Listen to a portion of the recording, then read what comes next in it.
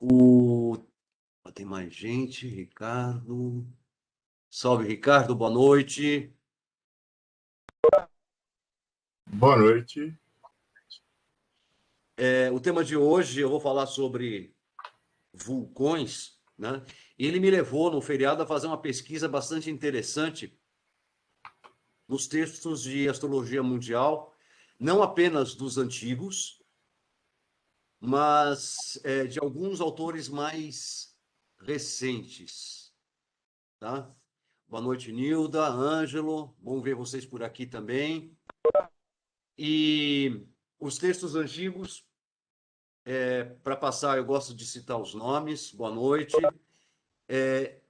Então, eu usei Rafael, né? Por que eu prefiro Rafael a Ptolomeu? Porque Rafael fez uma atualização no século XVIII dos textos de Ptolomeu, tá? Depois eu procurei C.E.O. Carter, que é um autor mais recente. Barbot também eu dei uma olhada, né? Estou tentando me lembrar os outros dois, né? Mas a minha fonte principal é realmente o Robert Amberlin, tá? Independente de qualquer coisa, mas ele é a minha fonte principal. E é interessante observar que não há literatura sobre vulcões. Foi a primeira constatação que eu cheguei, né? Você encontra, esse é o único livro em português que eu tenho, o restante é tudo em inglês, né? Você encontra sobre várias referências, inclusive a fonte acaba sendo o Rafael, que na verdade fez uma espécie de um Ctrl-C, Ctrl-V de Ptolomeu, né? O próprio André Barbot, ele tem uma, uma parte no final que ele dá as dicas do efeito dos eclipses, que é Ctrl-C, Ctrl-V do Ptolomeu, tá?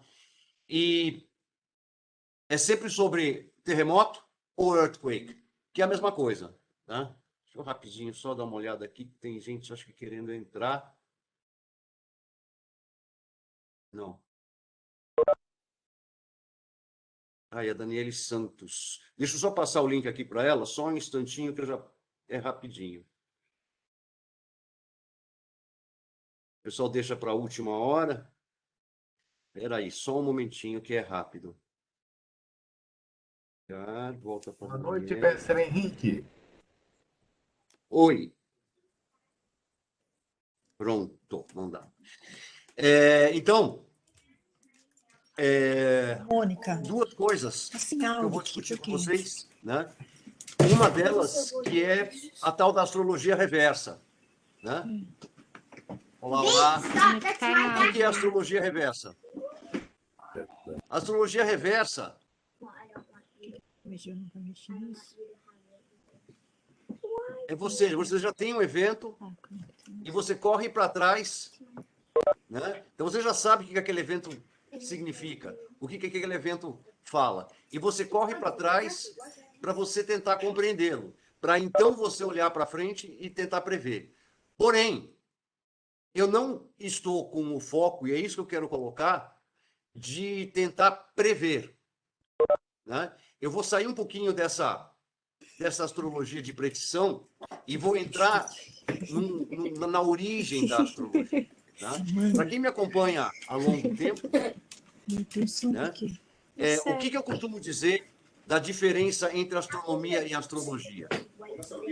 Quem sabe me dizer? Não, não está conectando. Tenho certeza.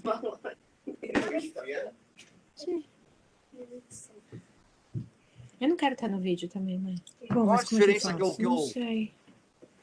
entre a astrologia e a astronomia?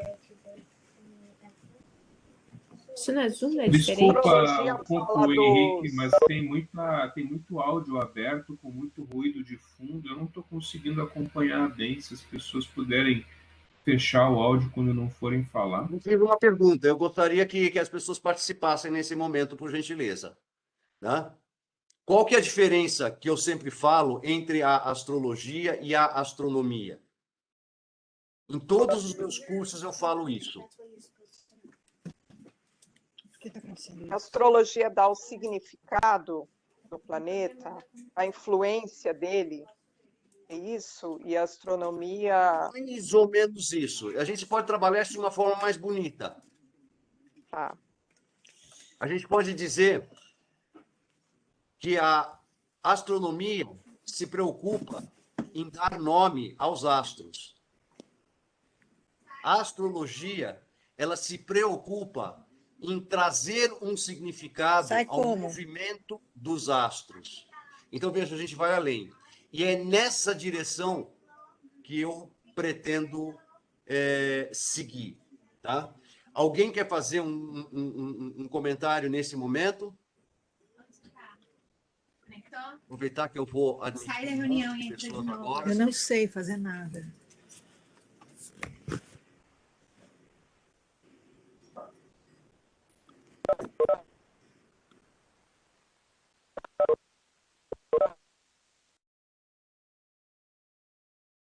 Então vamos lá. Bom, com essas ideias em mente, tá? Eu vou antes fazer um merchandising para depois eu vir para o meu texto, tá? Deixa eu compartilhar aqui com vocês.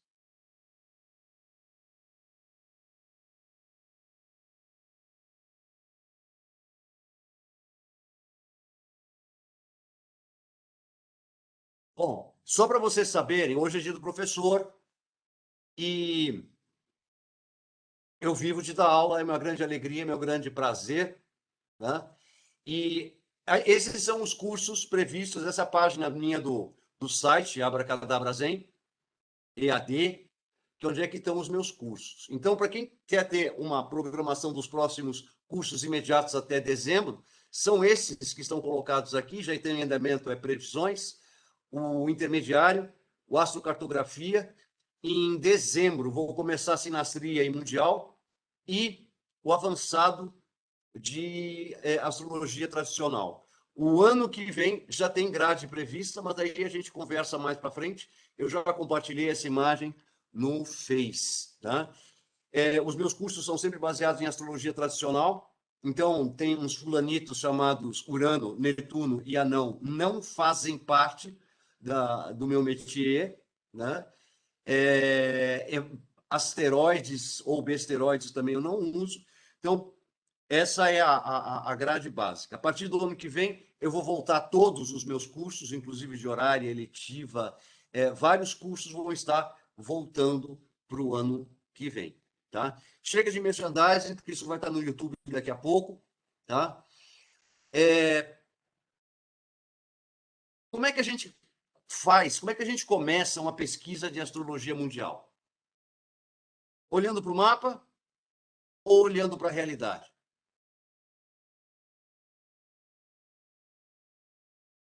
Olhando para a realidade. Tá? Eu tenho que primeiro olhar para a realidade, eu tenho que primeiro olhar o que de fato eu estou pesquisando, estudar um pouco o que eu pretendo discorrer, para depois olhar para o mapa. Tá? Então a gente precisa compreender, isso vale para mapa natal, isso vale para qualquer tipo de mapa, né? Que o mapa é uma representação da realidade. Então, primeiro, eu tenho que olhar para a realidade. Né? E eu resolvi pesquisar nesse site que está aí, que é do Smithsonian Institute, né? Que tem informações para aquilo que eu gostaria bastante interessantes. Esse mapinha, que permite dar zoom, não dá para ampliar, tá? Mas esse mapinha tem todos os vulcões que estão ativos, não apenas desde 2021, mas que estão em atividade de alguma maneira. Tá? Alguns com sismo, outros não. Tá? Eu dou um scroll, né? E aí eu observo, olha, aqui tem a data que iniciaram as erupções. Olha 2021, quantos tem? E alguns que a gente nem ouviu falar. Mas em 2020, dia 31 já tem. Dia 27, tá? Essa data tem conflito, né? De dezembro. Tudo muito junto. Mas é normal ter pelo menos 20 vulcões ativos simultaneamente. Aqui eu gostaria de fazer um parênteses. Esses vulcões são vulcões que... Ai, meu Deus do céu, agora não. Eliana, eu estou na reunião agora. Esses vulcões são os vulcões que estão, vamos assim dizer, em algum continente. Está sendo pesquisado e está sendo monitorado 2 outros vulcões, né, porque eles são muito profundos, que estão abaixo do nível do mar. Um deles, nessa mesma região da dorsal atlântica,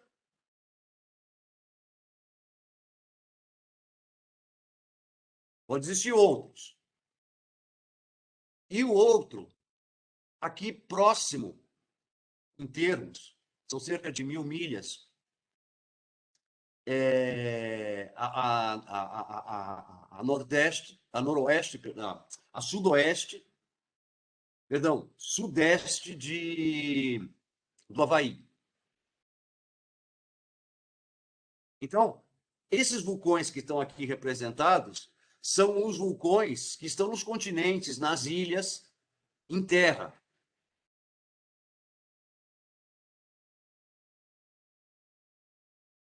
E aí a gente precisa entender o que é o vulcão, mas tentar ir além daquilo que os cientistas nos dizem, o que a gente aprendeu na escola. Os cientistas, eles mecanizam tudo e aí diz que há um movimento nas camadas tectônicas e o magma sobe por aquela caldeira e aí sai como se fosse pus.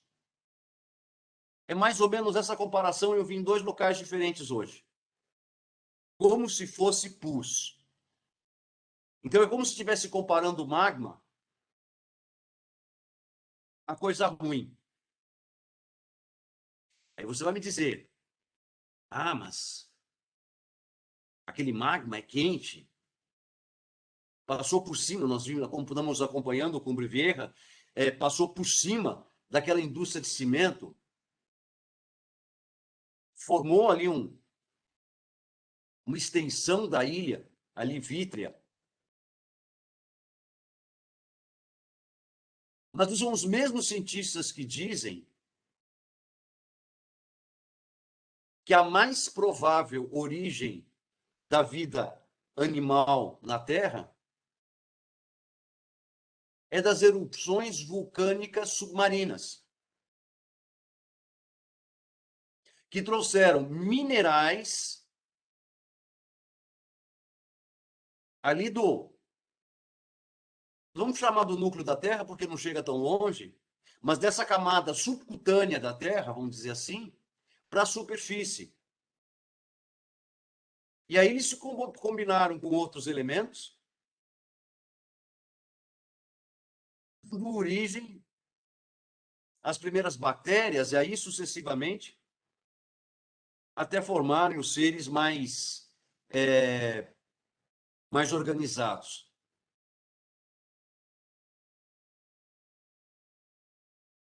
Então a gente muda um pouquinho de perspectiva. É lógico que isso contrasta um pouco. Eu não sei se vocês viram hoje as imagens que viram no meu Insta, do Cumbre Vieja. Me falaram das cinzas, o pessoal varrendo as cinzas do vulcão, né? Que ficaram sobre as casas, né? Então, 1,5 metro a 2 metros de cinza, né? Como se fosse uma areia fina, um pó fino, né? A verdade é que a gente não sabe lidar com o fogo, tá? Mas eu li hoje também o pessoal lidando, tá, em Reykjavik. Deixa eu ver se está aqui o da Islândia. Não, mas na Islândia sempre tem. Não está. Mas na Islândia sempre tem algum vulcão né? Eles estão exatamente na fratura da dorsal atlântica, né? Então, tanto que eles têm os geysers, né? Que são aqueles jatos de água quente, são aqueles poços de água quente, né? Que jorram, né? Vulcão lá sempre tem, terremoto sempre tem, eles já lidam com isso com uma tranquilidade enorme, né? É que a gente aqui em São Paulo, se tremesse o lustre, aqui não tem o lustre, infelizmente, mas se tremesse aqui a terra, a gente ia ficar apavorado, né? E tem tudo uma questão de costume. Na Islândia, o pessoal já está acostumado, tá? Então, duas coisas que eu quero colocar nesse primeiro momento. Primeiro, tá? Erupções vulcânicas, elas são relativamente comuns. O fato de nós estarmos com várias erupções vulcânicas importantes chama atenção, mas não chega a ser incomum.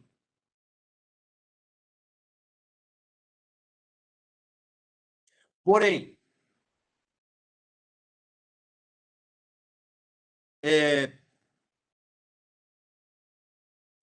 como é que se diz? A continuidade, né? A extensão, a duração, né? Veja, aqui, todos esses primeiros, aqui desde fevereiro para cá, ainda continuam botando lava. Estão todos em atividade.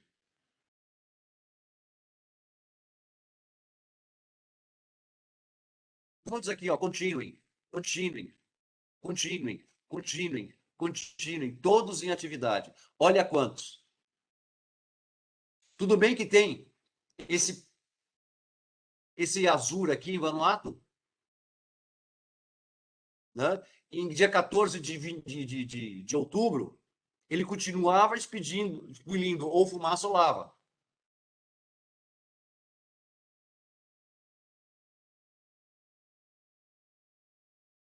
Tá? Todos esses vulcões aqui, a data é dia 14, hoje é 15, a data de ontem. Todos eles são vulcões ativos. E nessa coluna aqui, Eruption Start Date, é quando eles começaram. Olha, tem alguns. Ó, esse começou em 1774.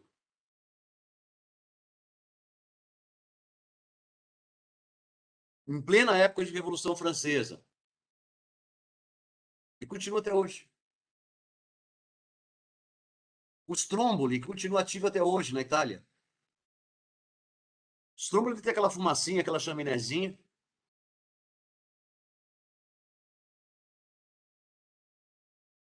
Popocatépetl que não terminou até hoje. Esse matou gente a beça, não nessa época, mas o anterior. E por aí vai, ó. O Etna está aqui, ó, desde 2013. O Etna põe lava. Então, quando a gente olha isso aqui, a gente sai um pouquinho da mídia, que só fala de Costa Rica, Guatemala, às vezes fala dos vulcões do Congo, um vulcão nos Estados Unidos, mas não dá essa dimensão global de toda a situação. Tá? Alguém quer fazer algum comentário?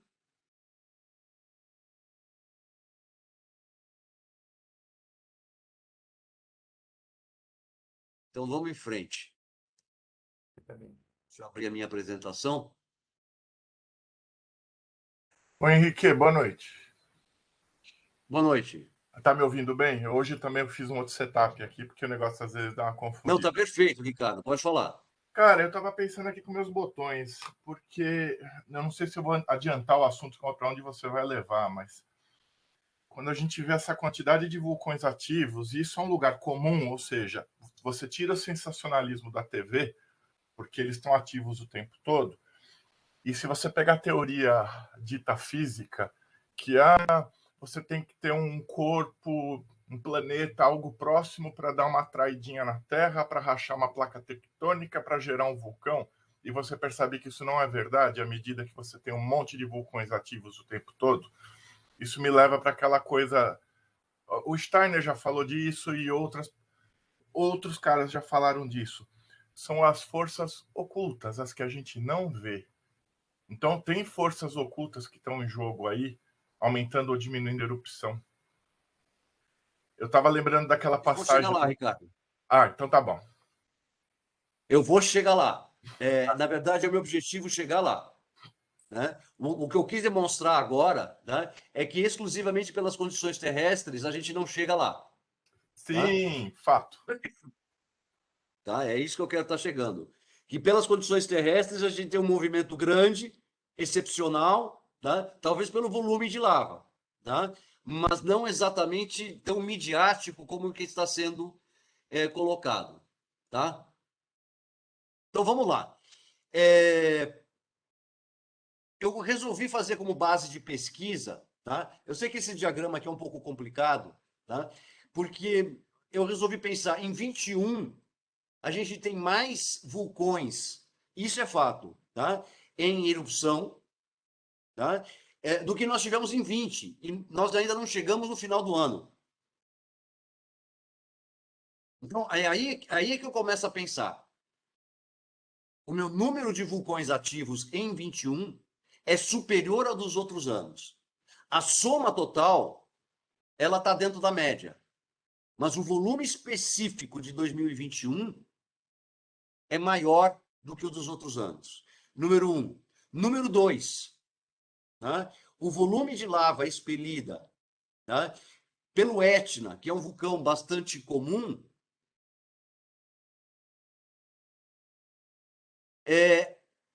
é um volume de lava superior ao que eles costumam fazer.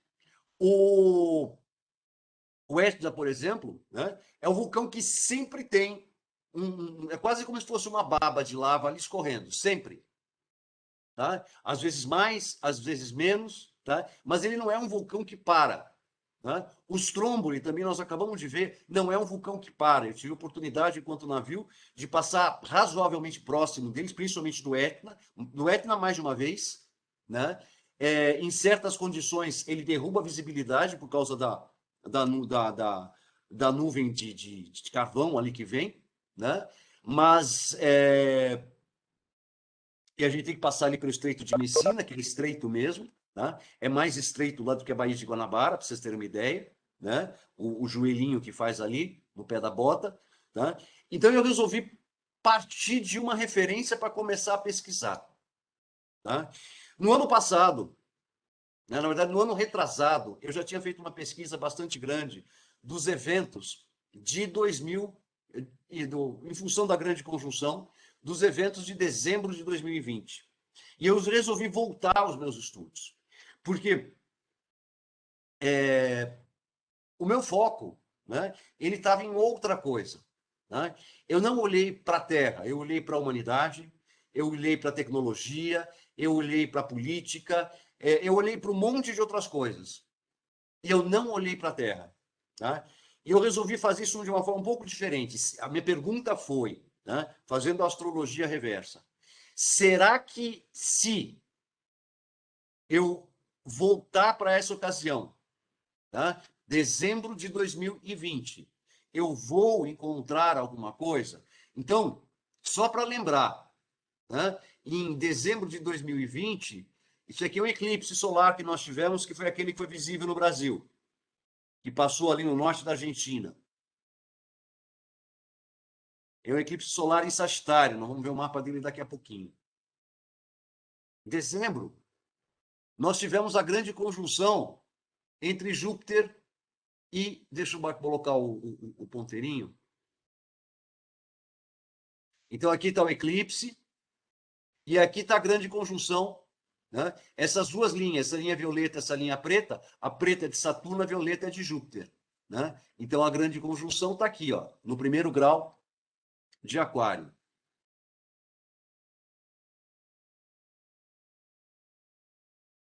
E eu tenho solstício acontecendo aqui também, que é o ingresso do Sol no signo de Capricórnio. Solstício de verão no hemisfério sul, de inverno no hemisfério norte. Então, esse período é um período que a gente pode chamar assim de interessante. Para quem acompanhou as minhas falas sobre eclipse, uma das maneiras da gente classificar os eclipses é se o eclipse faz sombra no planeta ou se não faz sombra. O eclipse pode ser visível e não fazer sombra, porque a sombra acontece acima da superfície. O cone, o vértice do cone, fica acima da superfície. E esse eclipse fez sombra. Então, ele agiu na superfície. Em astrologia, é regra, qualquer que seja o método. Você pode trabalhar com mapa natal, previsões, astrologia mundial. Quando você tem uma confluência de acontecimentos, uma coisa você pode ter certeza: algo sério, importante estará acontecendo. Regra.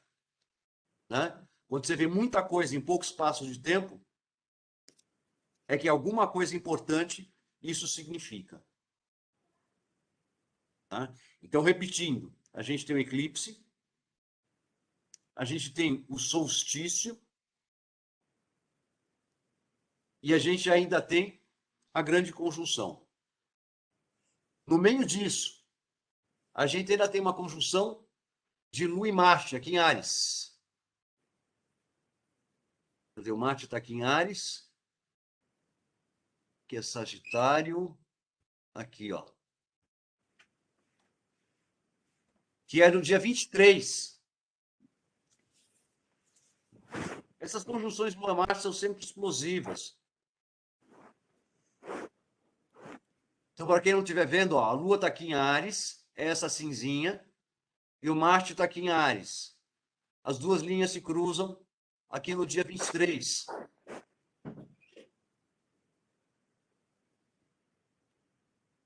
Tudo junto, misturado, para quem quiser estiver vendo. Tá? Tudo junto, misturado. Então, aqui, provavelmente teve mais coisas do que a gente pôde conseguir ver. Em astrologia mundial, a gente começa com eclipse. E eu resolvi trazer uma representação diferente do eclipse. Eclipse, a gente vê aquele desenho que ninguém entende nada. É só para os iniciados mesmo. E eu resolvi trazer uma representação normal de astrocartografia. Nessa representação, olha onde é que passa a linha M.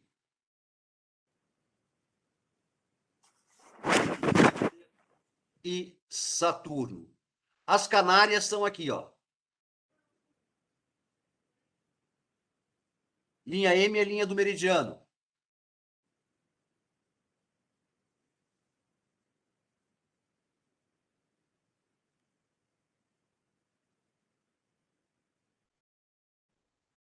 E não vem arrumar coisa para o Havaí, não, porque o Havaí está aqui, ó. Está fora e está em linha. E se vocês forem buscar os parãs, é que eu ia poluir demais esse desenho. Já é um desenho que não é todo mundo que entende. Né? Mas os parãs de Júpiter e Saturno, eles passam um pouco acima dessa entrada aqui do Golfo da Biscaia. Passam aqui, ó. Parãs de Júpiter e Saturno são 4, né? 2 ficam sempre próximo dos polos, regra, e 2, um passa aqui e outro passa mais aqui embaixo. Esse que passa mais aqui embaixo não pega absolutamente nada.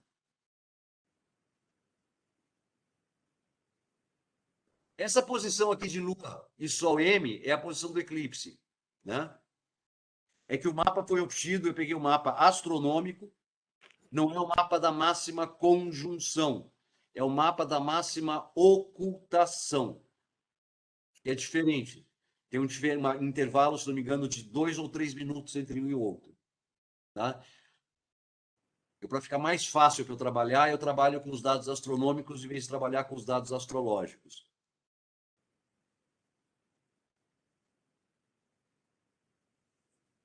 Onde eu quero chegar é que essa linha de Júpiter e Saturno E no mapa vocês vão ver onde é que ele vai estar. Veja, o Júpiter está se aproximando, na verdade está na órbita da conjunção com Saturno. Passa, por ocasião do eclipse, ele está sobre a dorsal atlântica. A dorsal ela faz um S, ela vem mais ou menos daqui de Reykjavik, né? Vem daqui, ela desce, vem para cá, e depois ela desce aqui outra vez e acompanha. Ela faz um S aqui. Ela tem o mesmo desenho da América do Sul e da África. Então aí já me reforça a ideia de eu trabalhar com esses dois astros. Aqui estão os parãs. Júpiter, Saturno aqui, Júpiter, Saturno outro, e Júpiter, Saturno outro aqui, ó. E um outro aqui em cima, e outro aqui embaixo nos polos, ó.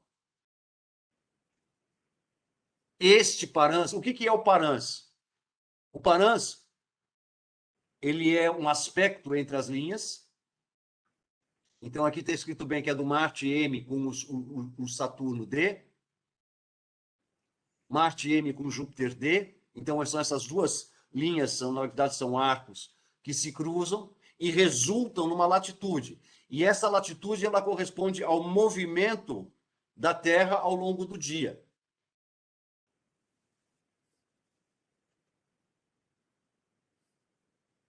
Os Parans são muitas vezes mais fortes do que as linhas.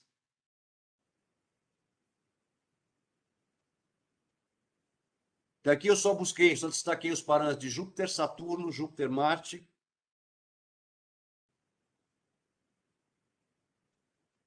Colocando Marte em evidência. E os mapas? E a casa? Não tem casa. Mas, Henrique, eu não sei interpretar sem casa. Onde é que está o ascendente? Sabe Deus. Tá? O da esquerda é o mapa do eclipse.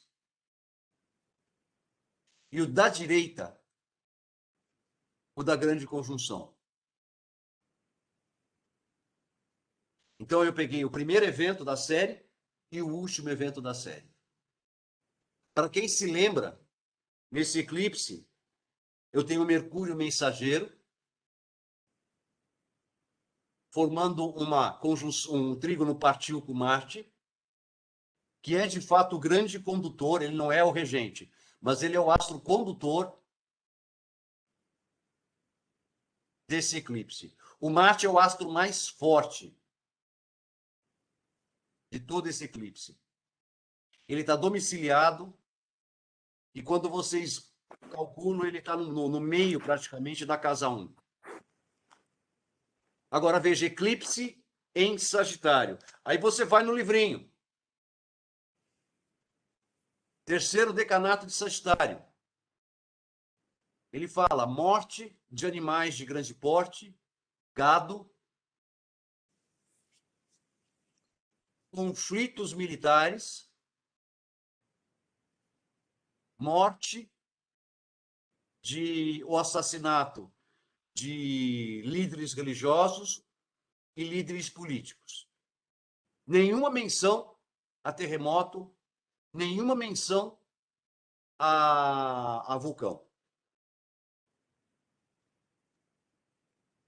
Mas eu tenho Marte ali, guerreiro, com um Sagitário ali, guerreiro. E o Júpiter e Saturno, que nós vimos ali juntinhos no diagrama de astrolocalização, ali no finalzinho do signo de Aquário, perdão, de Capricórnio.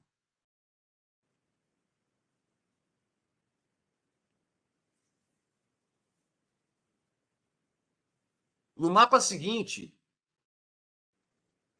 ele é só uma referência.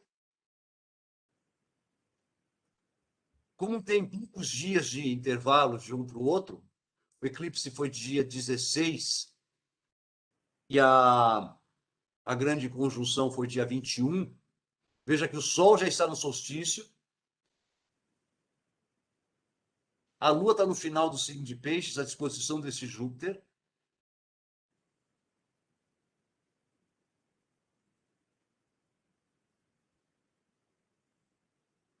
E quem é a condutora dos eventos dessa grande conjunção?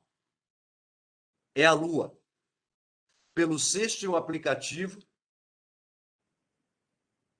que ela forma com os astros da grande conjunção. Só que é com frustração de luz.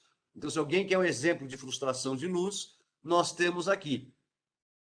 Porque antes da Lua se aplicar a um trígono com Saturno, formará primeiro uma quadratura com o Sol. Então, o Sol em Capricórnio, formando uma combustão com Mercúrio, frustra a luz da Lua em relação a Saturno.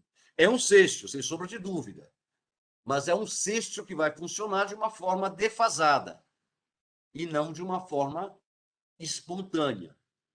É cooperativo.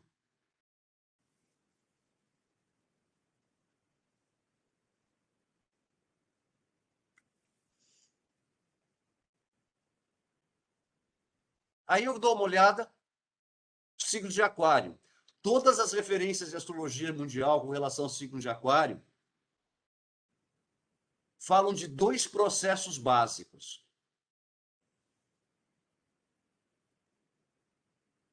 Processo número 1, desertificação, que nós já estamos vivendo.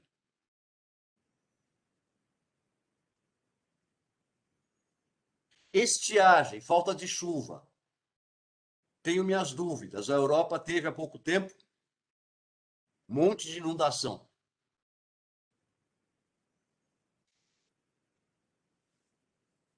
E fala ainda de vendavais. Até onde eu sei, os tornados, os tufões que nós tivemos até agora, os furacões, não foram isso tudo também.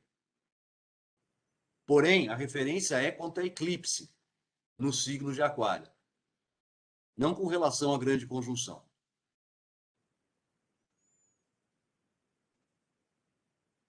E por que eu estou parando em Júpiter e Saturno?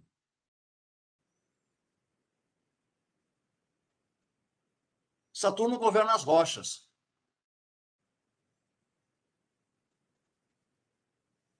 E Júpiter, junto com o Sol, governa a vida. Só que, se alguém parar para pensar, as rochas que estão vindo à superfície não são as rochas duras de Saturno. Inclusive, o planeta Saturno não é um planeta rochoso, ele é um planeta gasoso. Olha só o paradoxo, tá? Vocês aprenderam na astrologia que Saturno é um planeta rochoso e por isso ele governa as rochas. Só que Saturno não é um planeta rochoso. Ele é similar a Júpiter. Menos denso até. Então a gente tem um paradoxo aí. E as rochas, os minerais que vieram à superfície, de tão quentes, eles vêm derretidos.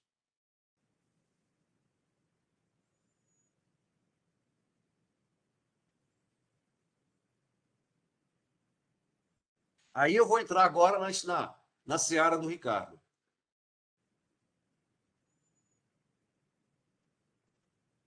Eu posso pensar, se eu for estender essa pesquisa de vulcões, essa pesquisa é uma pesquisa interessante,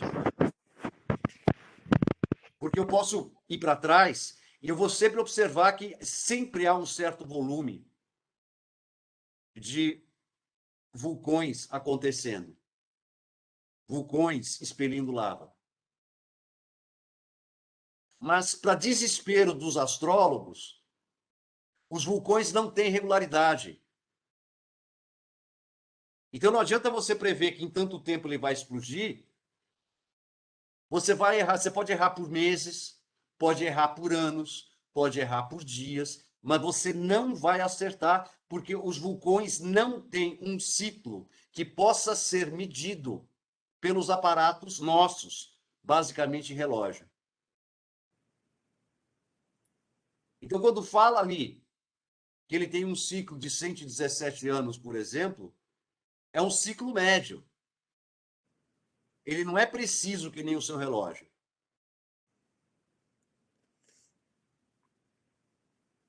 É que nem aquela panela de pressão ali do Yellowstone, nos Estados Unidos.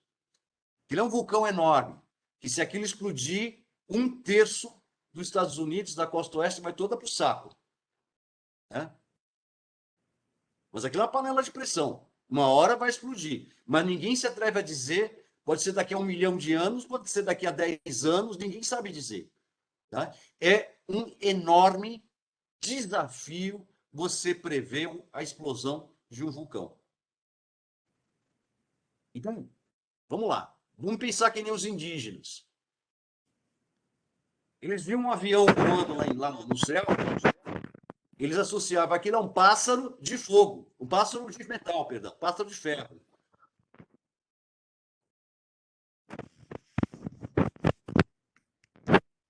Então eu preciso entender duas coisas. Né? Ou que o relógio utilizado pelos vulcões é de outra natureza que o nosso relógio, ou, que é o que o Ricardo estava colocando, que esses ciclos de vida proporcionados pelo vulcão têm um estímulo, eu vou chamar entre aspas, embora não seja entre aspas, de fora. Que os vulcões sempre existem, ele junto com outras coisas que funcionam no nosso planeta. Nosso planeta ele é vivo, né? Ele tem mais coisas do que a gente conhece. A gente está querendo ir para o espaço e a gente mal conhece o nosso planeta. A crítica, acho que foi do Príncipe William, né? Ele falou: esse dinheiro que está sendo gastado fazendo exploração espacial devia estar sendo empregado, né? Para manutenção do nosso planeta. Né? As mudanças climáticas estão aí, são a maior parte delas provocadas pelo homem. Tá? Porém, tá? Uma vez que eu falo de Júpiter e Saturno, eu tenho que incluir essa hipótese. Né? Veja, num comentário do Insta, não, foi no Face, né? Eu comentei que esse grande volume de vulcões em erupção, tá? Ele está acontecendo num pico da Era de Micael. A Era de Micael começou, se não me engano, em 1800 e bolinha. Tá? Ainda vai durar mais uma temporada. A Gisele, que está aí, se eu estiver errado, ela me corrige. Tá? Gisele talvez tenha esses números mais de cabeça. Tá? Mas ela já começou há um tempinho.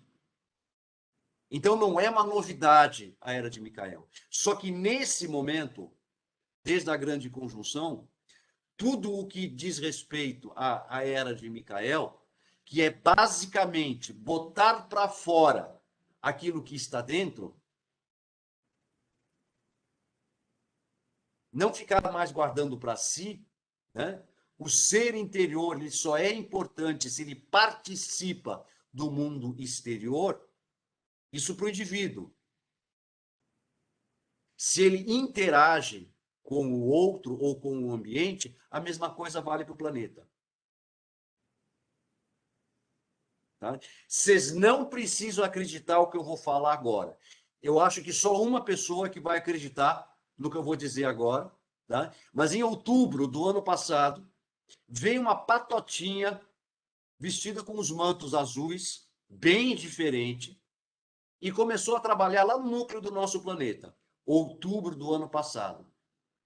Em dezembro começaram as primeiras erupções e nós tivemos um 2021 todo cheio aí. Número 1. Número 2. Zodíaco. Tá? Porque agora eu vou dizer quem é Saturno. Zodíaco.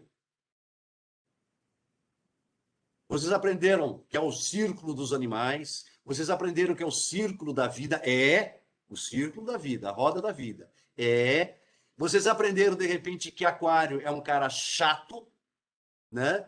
Porque ele nunca admite, ele sempre é a favor do contra, nunca admite a opinião do outro, né? Entretanto, se vocês forem para esse desenho aqui, ó, eu vou voltar para esse diagrama aqui. A gente tem a Terrinha aqui no comecinho, a gente tem as esferas do zodíaco e lá o restante do universo, as estrelas. Veja, essa é a disposição correta do zodíaco.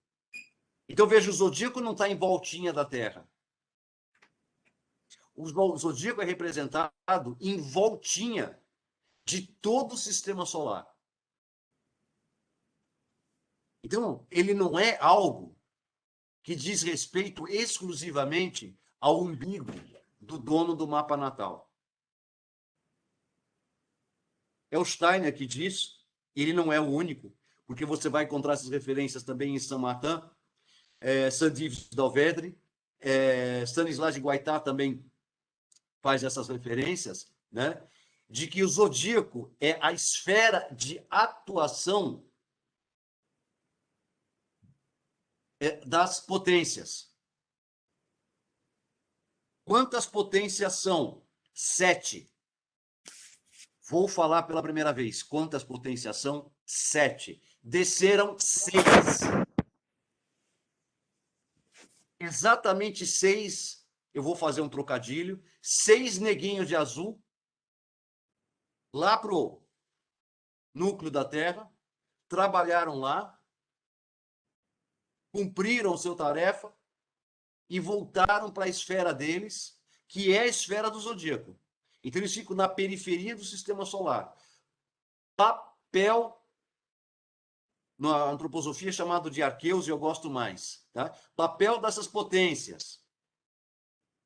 Elas são as administradoras ou as gestoras.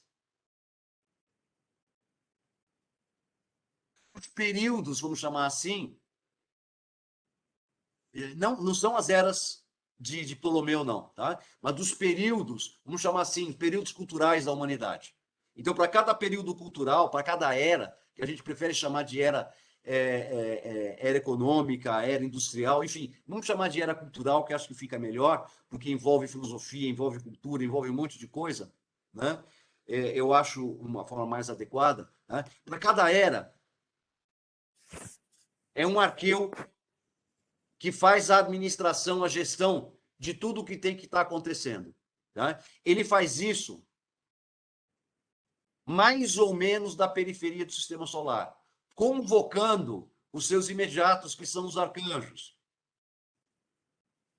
que governam os povos, as nações, que convocam os anjos para estar fazendo isso, para estar conduzindo de uma forma mais próxima as famílias e os seres humanos individuais. Então, é um trabalho, essas 3 forças, elas sempre, lembra, 7.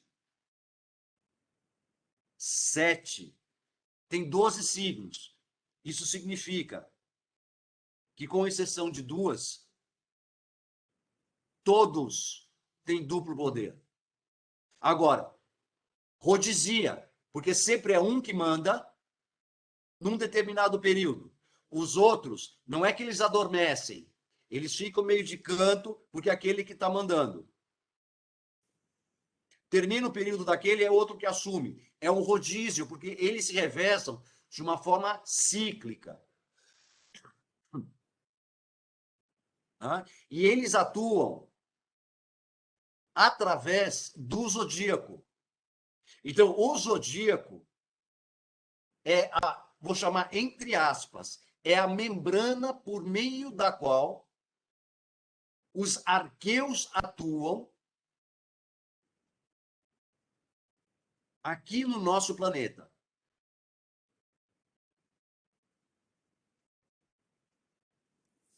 Vamos voltar? Meu, esse Henrique viaja pra caramba. Como é que ele... Eu quero fumar a mesma coisa que esse cara fuma. Eu quero beber a mesma coisa que esse cara bebe. Tá? Não bebo, tá, gente? Eu sou absolutamente abstêmio desde 92, tá? Mas, enfim,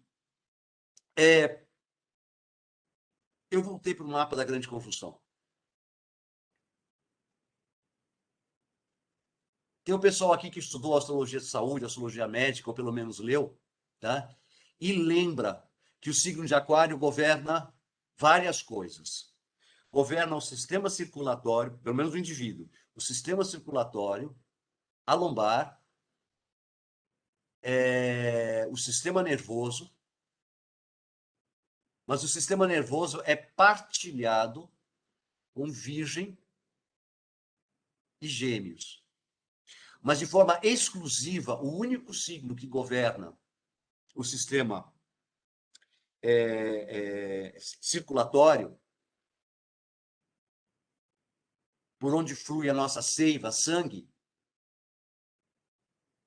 que faz, na verdade, a Gisele já deu uma viajada, mas a viajada é essa mesmo, está diretamente relacionado com o nosso corpo etérico, né? É o signo de Aquário. Tá? Então, o signo de Aquário, ele tem uma relação direta com o nosso corpo etérico, que é a nossa parte, vamos assim dizer, que nos torna próximos dos vegetais. Tá? É o aspecto vegetal que nós temos em nós. Esses dois astros formaram uma conjunção importante, porque assinalam um ciclo. É um pequeno ciclo de 200 anos e um macro ciclo de 800 anos, o ciclo completo, de grandes conjunções nos signos de ar, sendo que a primeira delas, exatamente no comecinho de Aquário. Então, aí vocês vão poder dizer, mas Henrique, fazer astrologia reversa é fácil. Então, esses dois astros, eles estão quase que fazendo uma acupuntura no sistema circulatório do planeta. O sistema circulatório do planeta, Saturno governa, entre outras coisas, a pele. A pele do nosso planeta é a crosta terrestre. Não é tão profunda assim quanto vocês imaginam. Tá? Ela não vai até o núcleo. Até chegar no núcleo tem muitos quilômetros para chegar lá para baixo. Tá? Não é assim que vai pegar um tatuzão e você vai chegar no Japão. Tá? Não é bem assim. Tá? Então, fazendo uma astrologia reversa, indo de trás para frente,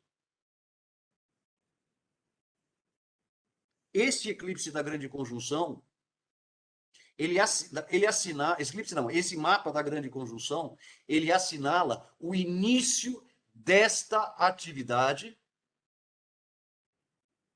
de acupuntura, vamos chamar assim, no sistema circulatório do nosso planeta, que está abaixo da crosta.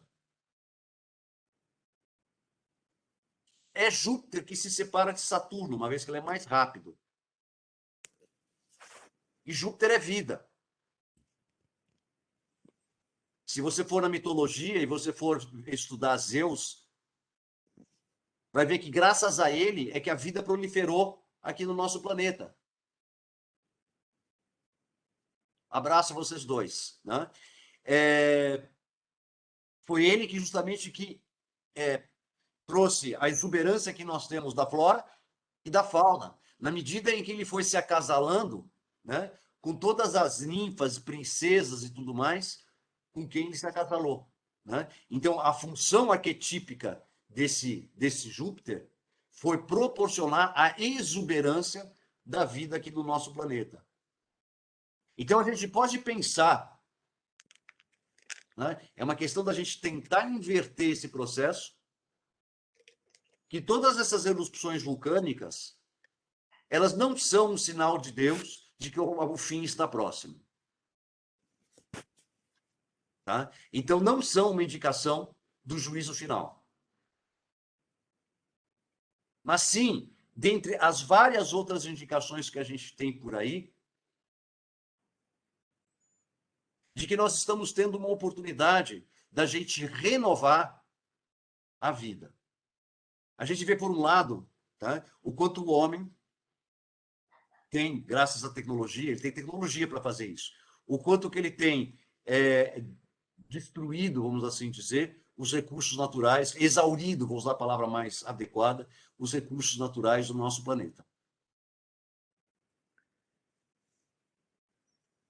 E se a gente for considerar sob essa ótica, tá, a gente tem de fato, tá, São Martin dizia que desde a queda do homem, o homem deixou de ser um ser pensante e se tornou um ser pensativo. Tá? Na verdade, o que acaba acontecendo, traduzindo isso em português, né, é dizer que a gente deixou de ser uma pessoa que tem pensamentos próprios, ouvindo na mente, a partir da mente de Deus, para a gente refletir o que nos é buzinado. Tá? Hoje mesmo, tá, eu estava refletindo sobre isso hoje pela manhã, e hoje mesmo me passou uma imagem no Insta, muito legal, do cara tendo uma ideia, aí tinha um anjo buzinando no vidro, um arcanjo buzinando no ouvido desse anjo, tá? E uma outra entidade acima desse arcanjo, quer dizer, tudo sussurrado.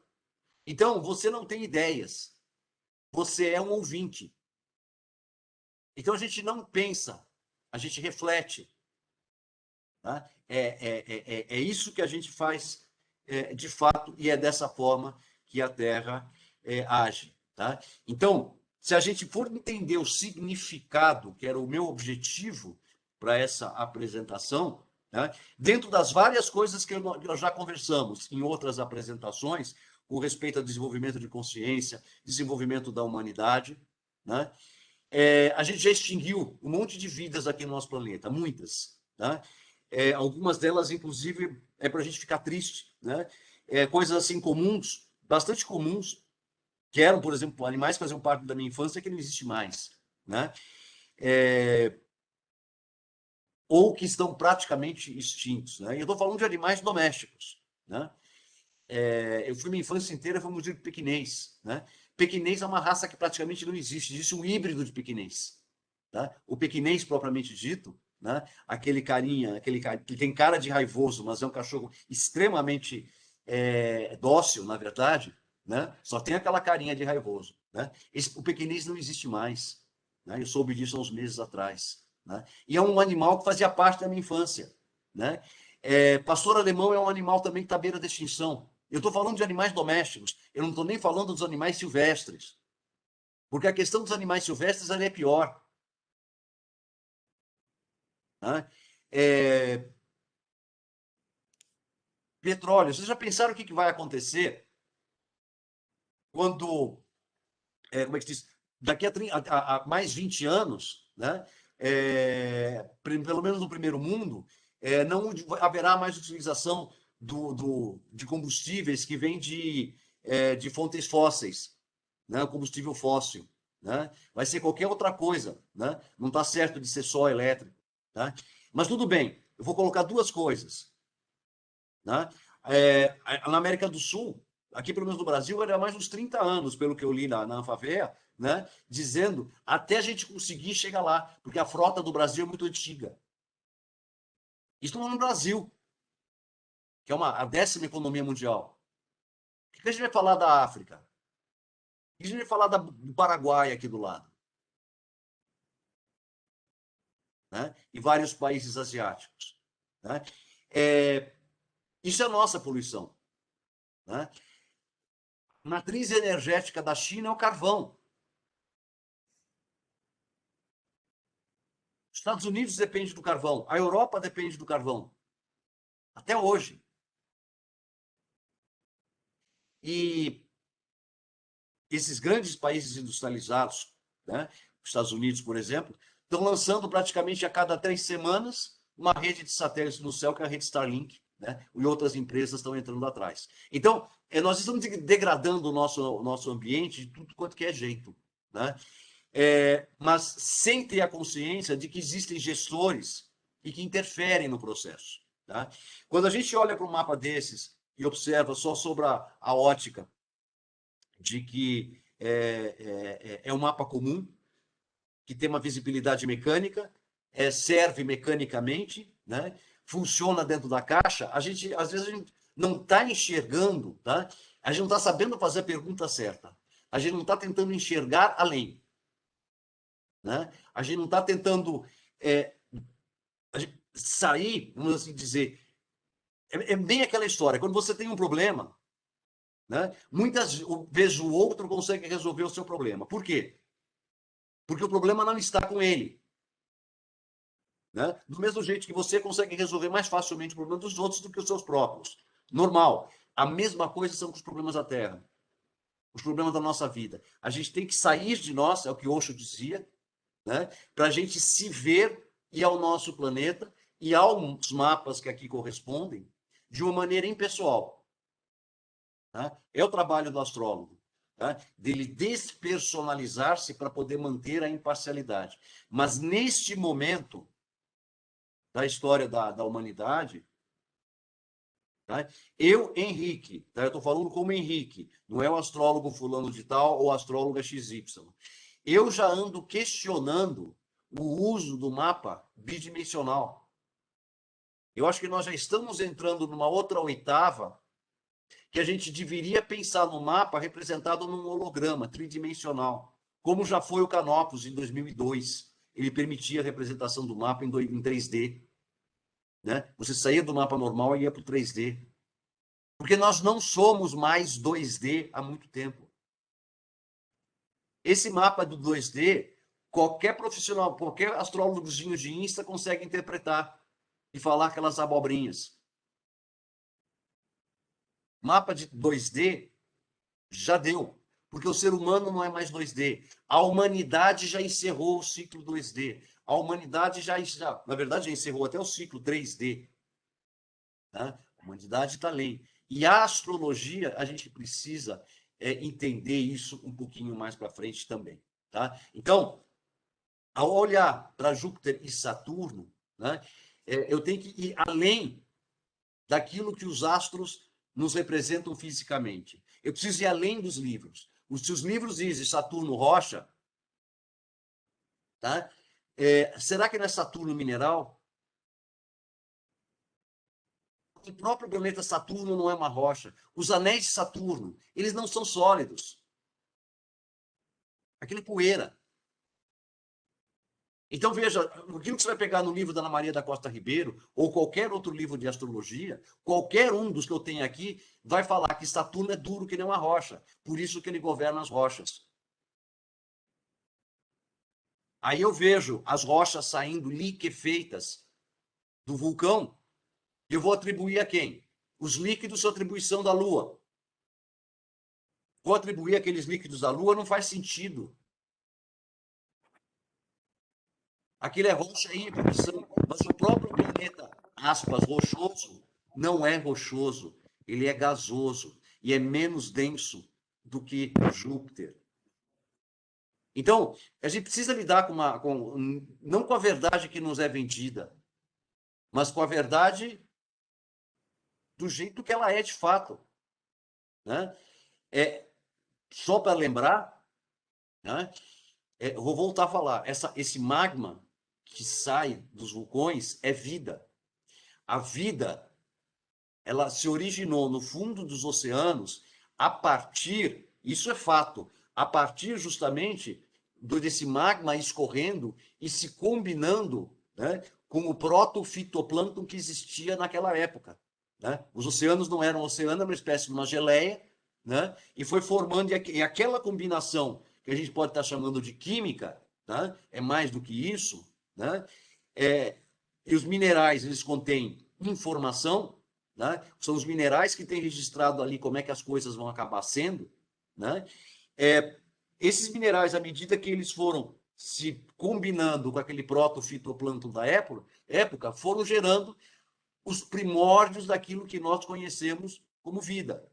Né? Então, os protozoários, bactérias, eu colei biologia, tá? Então, alguém aí que tem que saber biologia melhor do que eu pode falar isso melhor. Mas começou de erupções vulcânicas submarinas. Então, erupção vulcânica, vida. Saturno, vida. Saturno na árvore da vida é Binah, esfera número 2, e é associada ao útero. O que é que nasce no útero? A vida.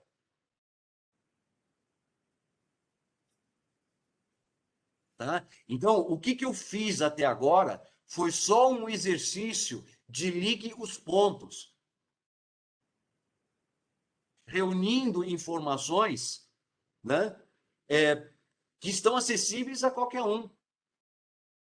Reunindo informações, né, pesquisar um site, como eu pesquisei, do Smithsonian Institute, vai no Google.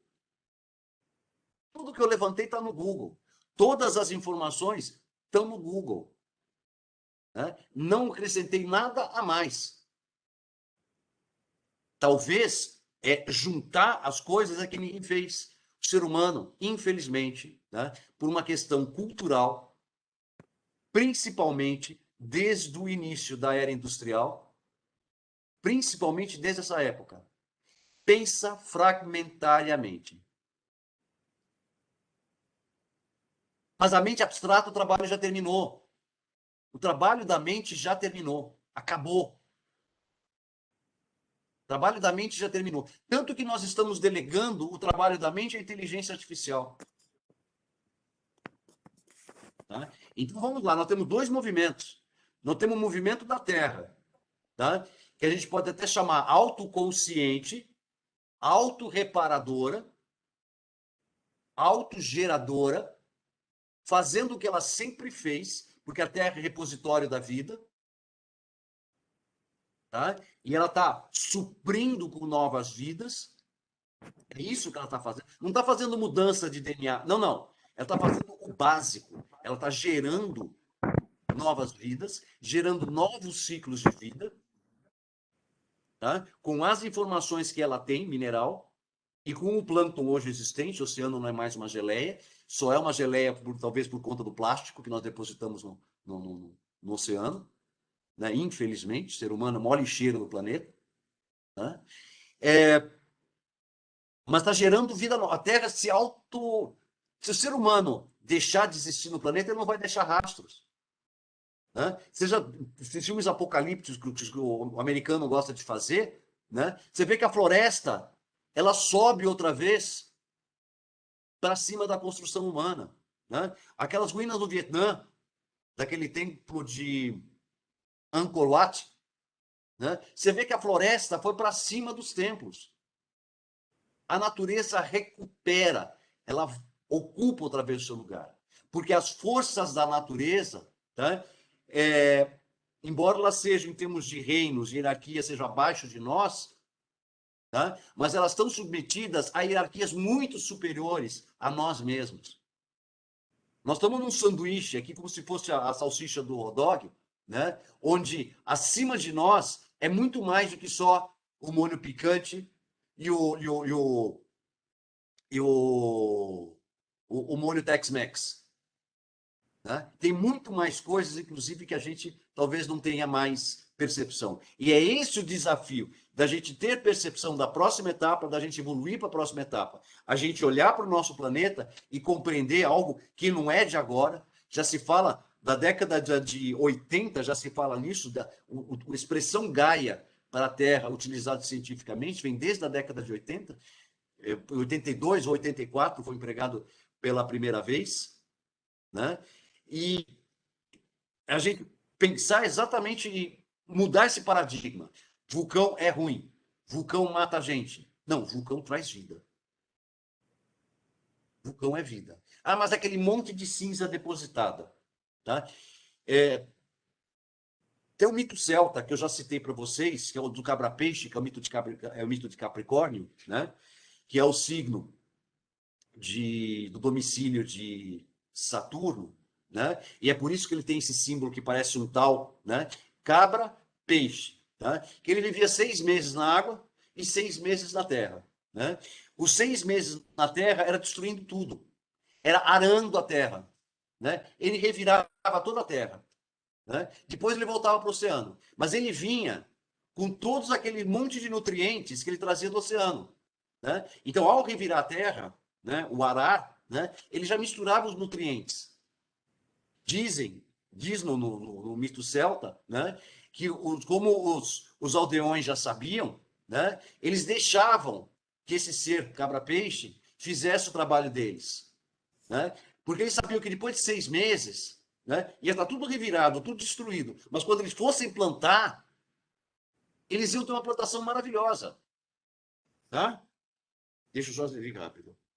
Amorzinho, eu tô em live, tá? Beijo.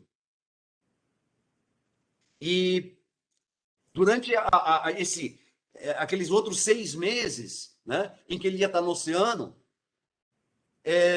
eles podiam plantar outra vez, com uma terra adubada, rica, né, e iam ter uma colheita farta, né? E é a mesma coisa com os vulcões, tá? Não é que a morte sobrevém à vida, não é essa a questão, não. Tá? Mas é a questão de que, infelizmente, no nosso planeta da substância, existem resíduos. Né? E o resíduo da queima, né? A queima do magma não é perfeita. Né? Então, ela deixa resíduos. Né? Essas cinzas, inclusive, né? Eu tenho certeza que elas vão acabar sendo aproveitadas para alguma coisa, porque usa-se essa cinza para a construção civil. Tá? Elas não são inócuas. Tá? Aquela ilha que está sendo formada ali, né, ela vai acabar despencando e vai virar o quê? Vai virar, provavelmente, um monte de... Isso, vai virar um monte de... Nossa, eu esqueci o nome. Alga. Um monte de alga vai colar em cima de novo daquilo. Porque ele é natural. É vítreo, mas é natural. Tá? Então, essa rocha vítrea, que em contato com a água, né, gerou aquele pedaço da ilha, vai chegar a um ponto que ela vai colapsar e vai cair. Né? E o restante? O restante é vida. Né? É vida que ela está mandando para o céu, é vida que ela está correndo ali na... Pegou justamente um canto ali que não tem muita coisa, plantação de bananeira, né? Pegou residências, uma zona residencial, e é uma zona rural ali onde é que pegou. Tá? Mas independente disso, tá? O Kilauea, lá no Havaí, tem todo um conjunto de crenças e mitos associadas ao Kilauea. Moana, né, trata exatamente a história do Kilauea, mesmo contado de uma forma para criança. Moana é lindo. Para quem não assistiu, tá? Vale a pena assistir, porque ele é lindo. É lindo, lindo, lindo, lindo, lindo. Fora outras coisas, né? A gente aprende sobre a cultura havaiana e mais outras coisas. É um filme de autoajuda, tá? E os vulcões, de uma maneira geral, tá, sempre estiveram associados aos deuses. Sempre tiveram associados. Esse Popocatépetl, esse nome é maia. É um dos vulcões mais antigos conhecidos no México. Né? Já destruiu a cidade do México diversas vezes, em tempos anteriores, tá? Mas é um vulcão cultuado. Tá? Tem um deus que faz parte desse vulcão. A mesma coisa acontece na Guatemala. Os vulcões de lá, a mesma coisa. Tudo bem que lá tudo é maia. Né? A Europa é o velho continente, mas eu estava lendo que na França, tá? E na Áustria tem 2 vulcões extintos, né? Muito antigos ali. O Brasil tem na Amazônia, o vulcão chama-se Amazonas, né? Tem a cratera de um vulcão, só que ele é tão antigo que ele está baixinho. A erosão já levou um monte de coisas. Então, o vulcão, na verdade, é fazer exatamente o que Micael estava nos propondo. É extrair de dentro e trazer para fora. É tirar de dentro e trazer para fora. Tá? É isso que Micael está se propondo. E o trabalho dos vulcões talvez seja algo mais visível, mas nós não estejamos percebendo o que exatamente eles estão nos propondo. Com essa ferramenta astrológica, vamos dizer assim, a gente consegue ter vislumbres, a gente consegue ter dimensões, a gente consegue perceber algumas outras coisas. Tá? 100% conclusivas, eu vou ser bem franco com vocês, é pista. Tá? Porque interpretar um mapa astrológico nesta perspectiva, né, não existe literatura, vou falar para vocês com toda franqueza, né? A gente precisa pensar uma coisa aqui, pensar outra ali, ir juntando, formar um quebra-cabeça que muitas vezes é incompleto. Né? É um iniciado, de repente, que te conta a história do zodíaco de uma outra forma. Né? Eu vendo nos meus cursos a história do zodíaco com um outro papel. Então, é que eu sempre falo que gêmeos não são as 2 criancinhas, são as colunas do Templo de Salomão. né? É essa a função, né? Gêmeos Sagitário é justamente o eixo da nossa galáxia, é o eixo do nosso universo, né? E por aí vai, né? O signo de Aquário tem a ver exatamente com a humanidade. E veja o paradoxo. Aquário, a gente pensa no lugar para botar peixinho. E quando você vai ver a imagem que normalmente fala, bota um gigante, né, com um tacho jogando água na terra. Né? Jogando água na terra, o que ele está fazendo? A mesma coisa que o arcano maior, a temperança, faz. Ele está vertendo vida. Tá? Ele representa as águas de cima. Tá? Então, a humanidade ela começou a partir das águas de cima. Né? E das águas de cima alimentando as águas de baixo, que é representado pelo peixe. Tá? Gente, pode abrir o microfone, pode perguntar, dizer. Se vocês quiserem que eu passe a marca do baseado, eu passo. Tá?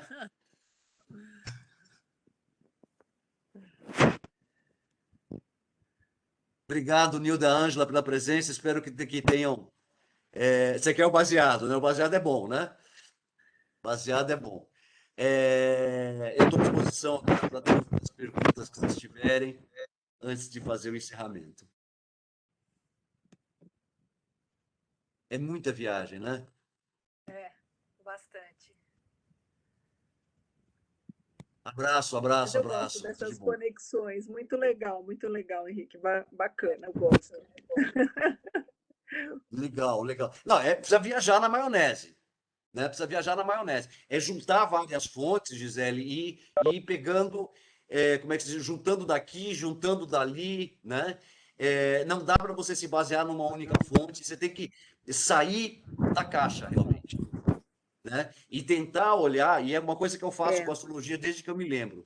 Eu tento sair daquele padrão, né? Porque esse padrão é um Ctrl+C, Ctrl+V, né? Que você vê desde muito tempo, né?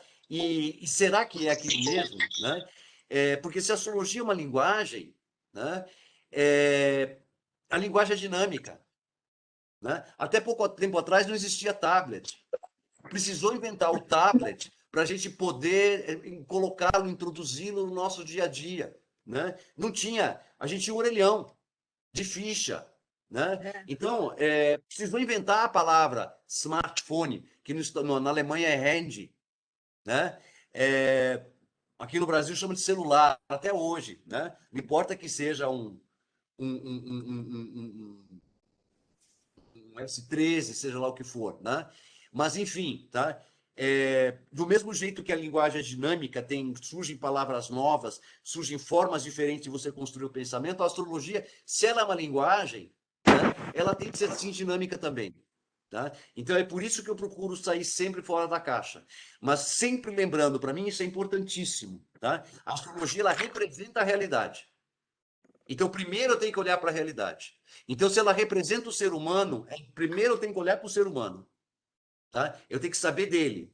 Tá? Se ele representa um evento no mundo, eu tenho que primeiro olhar para aquele evento no mundo. Eu tenho que estudar aquele evento no mundo e entender, para depois compreender como é que aqueles eventos estão representados no mapa. Né?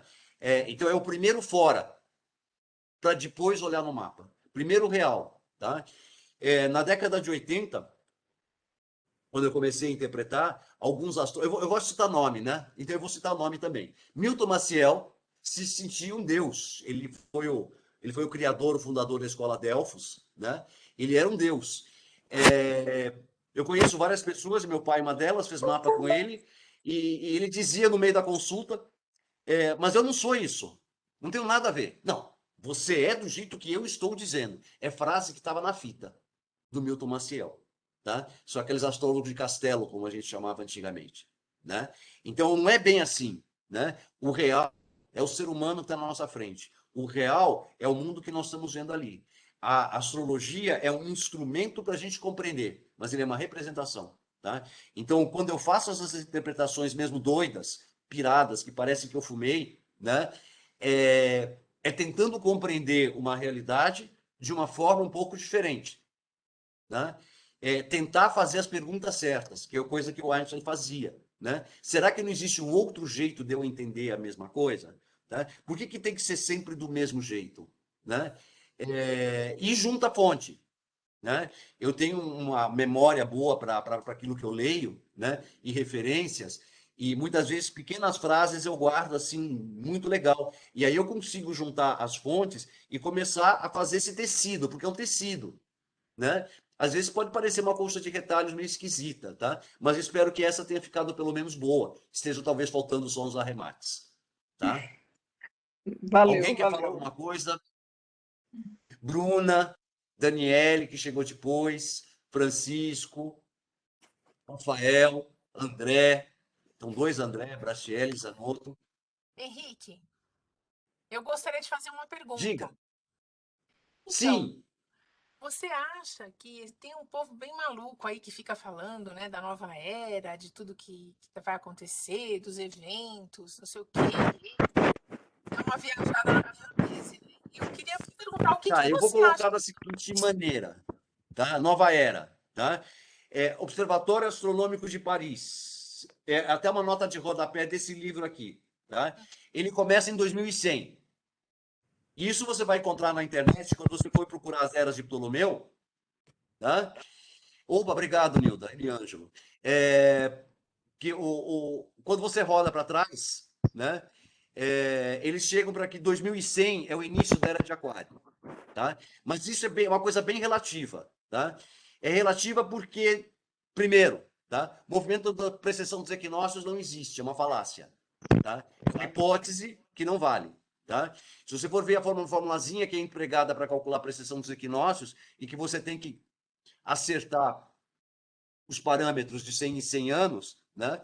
Você vai vendo, não é possível que um astrofísico use uma equaçãozinha besta dessa que um aluno de quinta série resolve.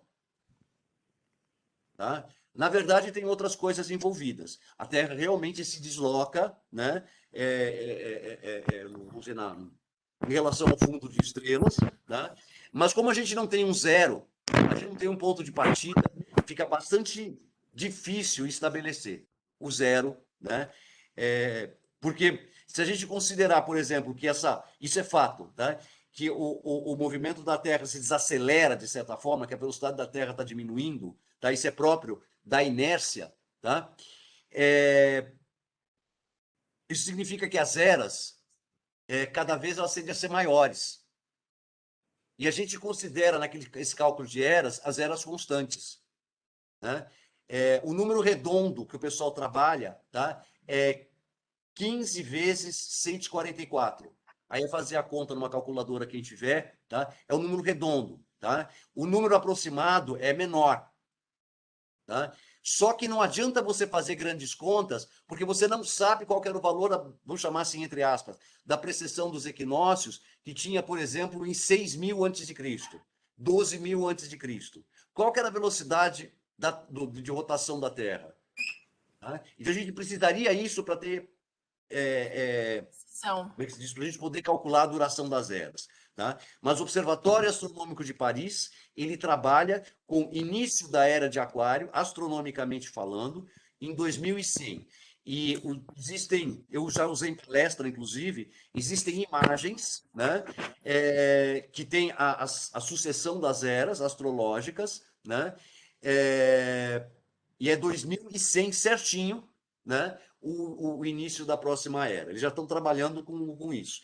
Então, essa imagem é antiga, está em espanhol, inclusive, é uma imagem em espanhol, né? Eu tenho de procurar aqui no meu computador, eu não vou fazer, eu tenho essa imagem em palestra, né? Mas é minha palestra de astrocronologia para quem assistiu, né?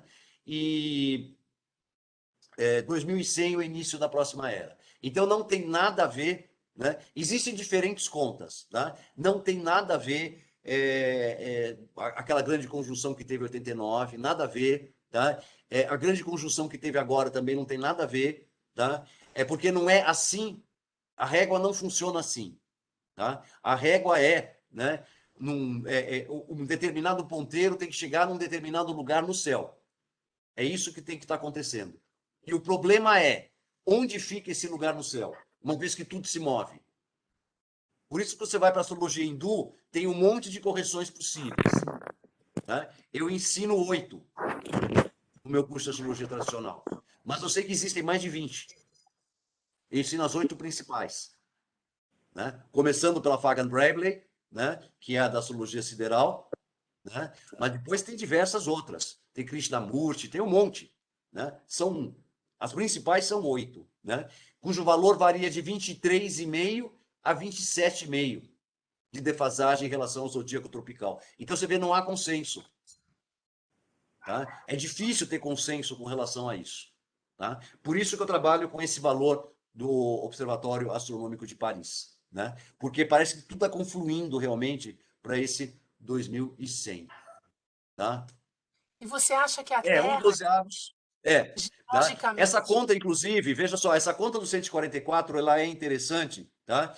Porque a grande respiração de Brahma, né? A pequena respiração de Brahma, tá? É 72 anos. Tá? O período médio entre uma encarnação e outra é 144 anos, o que corresponde a 15 encarnações por era. Tá? É esta basicamente a ideia. Tá? Os 72 anos antes de começar a era seguinte é que são os anos de transição. É quando fecha o portal. A gente tem um portal aberto aí de transição da consciência, né? Extremamente importante. Esse portal está aberto há mais tempo do que o normal. Tá? Normalmente os portais ficam abertos por meses e ele está aberto por anos. Tá? Então a gente está tendo assim, uma oportunidade de ouro que o povo lá de cima está nos dando para a gente abrir os olhos e abrir a consciência, abrir o coração para a gente estar entrando na fase seguinte. Tá? E aí, tá? Hoje eu vi uma que eu sou bolsominion, eu sou monarquista, gente. Tá? Não sou bolsominion, não. Tá? Eu resolvi, não vou meter o pé na jaca, estou avisando desde já. Né? Esse é meu próximo tema. Daqui a 2 semanas. Tá? Bolsonaro é o que nós temos. Tá? É o melhor que nós temos. Então, eu sou a favor dele, mas não chega a ser bolsominion, não chega nesse ponto. Tá? Mas eu sou monarquista, de coração, tá? De convicção. Até porque eu tenho 2 títulos na minha família, nobiliárquicos, né? Serve para nada, tá? Mas eu tenho 2 títulos na família. Tem até brasão. Minha esposa quer que coloque lá na parede, eu falei, não, para com isso, tá? Mas tudo bem. O que eu vou tratar nesse outro tema? Tá? Eu vou partir, vou partir de uma entrevista que eu li no Estadão há muito tempo atrás, do Gilles Lapouche, falecido já, que era sociólogo e cientista político francês, né? Quando, numa das eleições ali na França, tá? Ele demonstrou nesse artigo o quanto que a democracia já tinha falido, por ela não ser mais representativa. Tá? Isso foi antes da Grande Conjunção. Ele faleceu, e isso é fato, todo mundo está careca de ver que a democracia não nos representa. Tá? Mas ninguém quer o outro lado também. Tá? E aí o que acaba acontecendo? Acaba acontecendo essa polarização. Tá? Lado de cá contra o lado de lá. E a gente vai na Ordem Rosa Cruz, vai no budismo, vai no martinismo, vai na maçonaria, vai onde for, e todo mundo diz, tem que seguir o caminho do meio. Seguir o caminho do meio não é ser isento. É você ter paz de espírito.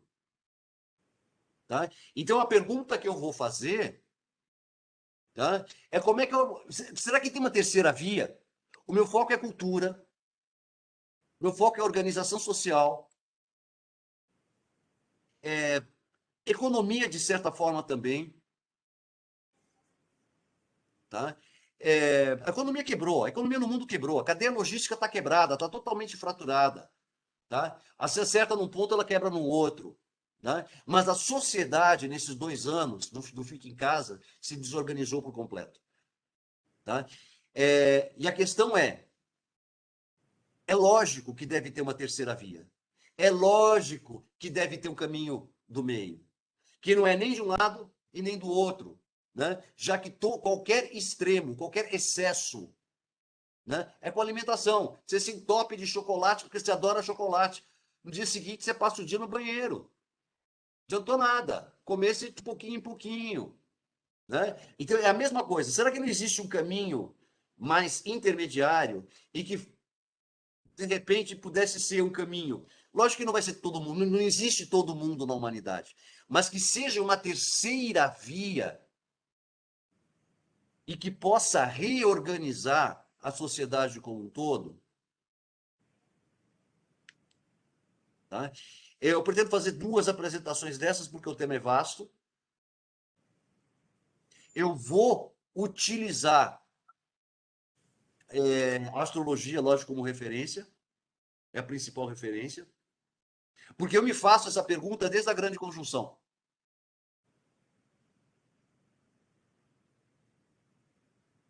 Tá? Hoje a gente tem, se a gente for pensar em modelo político e econômico, a gente tem 2 grandes modelos. Então, 3 grandes modelos.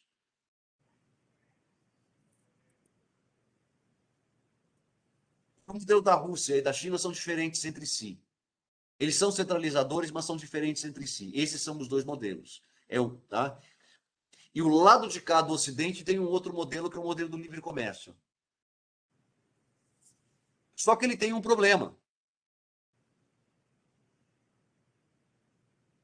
O problema que eu alerto desde a década de 80. Eu tive problemas na escola de Marinha Mercante, porque eu escrevi como é que se diz? Um editorial onde eu falei do problema da social-democracia que estava aparecendo naquela época. Surgiu em 80, 81. Né?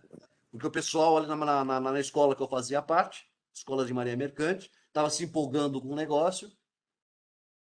E eu resolvi, eu sempre com essa minha via política, a social-democracia passaram-se 40 anos, ela nasceu com a proposta de reduzir as diferenças sociais, e ela, na verdade, ela tornou os ricos mais ricos e os pobres transformou em miseráveis. Então, ela não redistribuiu a riqueza. Tá? E eu acho que isso que a gente tem que estar pensando. Tá? É lógico que a gente vai ficar utopizando e muito provavelmente a gente vai esperar por 20 anos para isso acontecer. Tá? Tudo bem? Tudo. Gente, então eu vou encerrar aqui, que agora meu cachorro vai fazer essa zona toda, vai ser impossível. Tá? Minha esposa acabou de chegar de uma aula. Tá? Grande abraço para todo mundo. Obrigado pela presença de cada um de vocês. Tchau, tchau. Obrigada. Tchau. Vai estar no YouTube daqui a pouco, tá? Até a próxima. Tá.